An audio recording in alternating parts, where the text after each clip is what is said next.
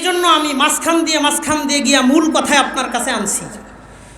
খানা যখন বেশি হয় তখন মা বাবা বলে তোর ভাত খাওয়া লাগবো না, গোশতের টুকরারি খায়া ফেলা। কথা ঠিক আছে না? দেশ আর ধর্ম দুইটাকে দুই চোখের মতন দেখবেন। আমার দেশ যদি নিরাপদ থাকে, আমার ধর্ম এখানে নিরাপদ থাকবে। আমার ধর্ম যদি আক্রান্ত হয় তো এই দেশ দিয়ে আমি কি করব? কথা ঠিক আছে না? দেশ আর ধর্মের জন্য যদি ওলামায়ে কেরাম ডাক দেয়, হ্যাঁ যুব সমাজ, বাংলাদেশের সেনাবাহিনী যদি দেশ রক্ষার জন্য ডাক দেয়, বিজিবি যদি দেশ রক্ষার জন্য ডাক দেয়, পুলিশ প্রশাসন যদি এই সিরাতুন নবীর যুবকদেরকে দেশের স্বার্থে ডাক দেয়, পাশে থাকবেন তো? ওলামায়ে কেরাম, বিজ্ঞ ওলামায়ে কেরাম যদি গাজওয়াতুল হিন্দের ডাক দেয়, জিহাদের ডাক দেয়, পাওয়া যাবে তো ইনশাআল্লাহ।